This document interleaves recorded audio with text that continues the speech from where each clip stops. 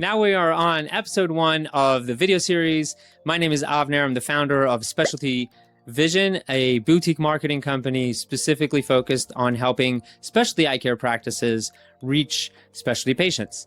In today's video, we are going to cover what equipment you need to get started on creating video content. And the simple thing is it's actually fairly easy and fairly inexpensive. And the first thing to think about is the camera itself.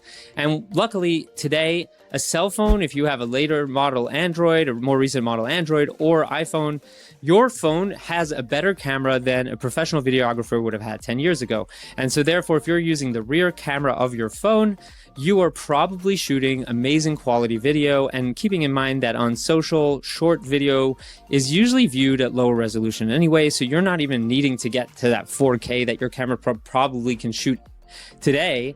And so it's fairly easy for you to have great quality video, and it's available in your pocket. So when you are shooting on your phone, one thing to remember is to put it on airplane mode so you don't get a beep in the middle of your filming, but not mission critical, but just something to keep in mind.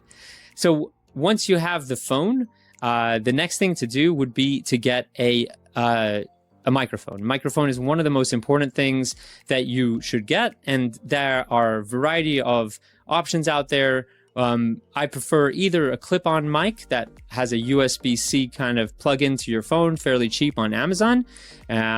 And another option is the mic I have over here, the ATR 2100X, also relatively low cost and a great mic for video content with USB-C, so it plugs directly into your phone.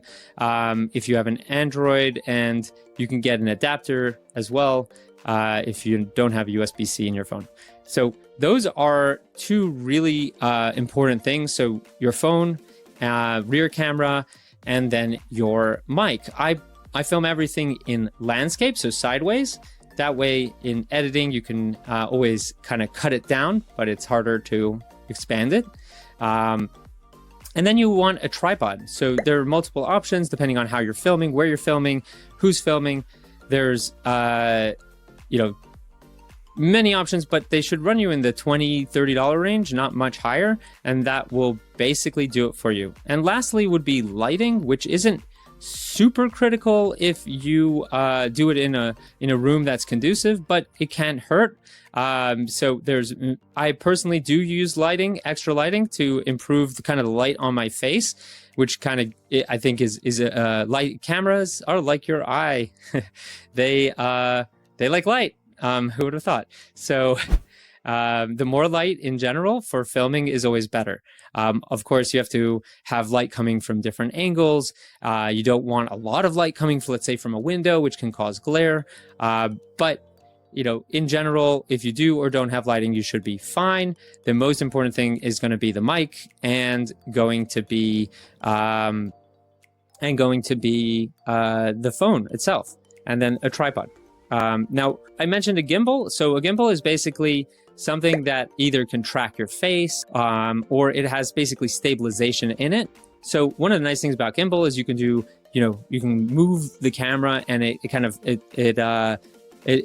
stabilizes the video. And that's great if you're going to do any action shots. So if you're going to do video of you walking around or that kind of stuff is amazing. But if you're planning on doing video more like I do, which is you're sitting at a desk, then you probably don't need a gimbal.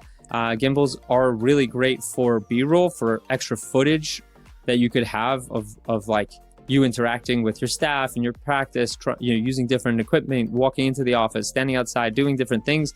And it can definitely enhance the video. But I believe that the key of the video is not necessarily to make it the best video that anyone's ever seen and the most engaging and the most beautiful video.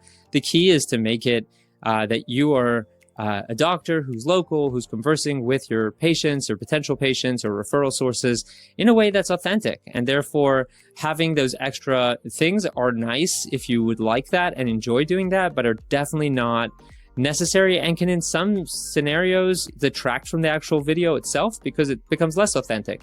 Other than that, in terms of video equipment and setup, I believe that's really all the equipment that you're going to need for shooting the video itself, the last thing would be to do it in a quiet environment. One of the nice things about the two microphones that I recommended is they don't pick up a lot of external sound. So really you have to be close up to the mic for it to work.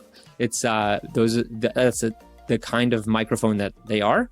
If you get for some of the fancier mics out there, they might sound better on your voice, but they can also pick up a lot of background noise, and therefore if you don't have a really quiet place to shoot your videos, then you might be in trouble.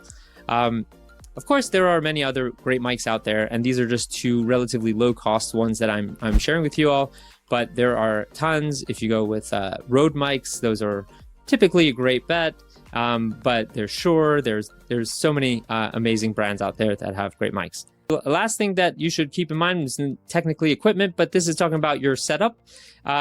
Wherever you're videotaping, is it important to do it at the office? And that's a question I've heard a lot from doctors that I've worked with. And I would say the answer is no. The important part is that you have a nice background. It's not, you're in your closet with kids' toys stacked up behind you. But it can be a simple, nice wall in your house, and that is totally fine. In fact, sometimes it's where is it going to be convenient and easy for you to follow through and shoot video.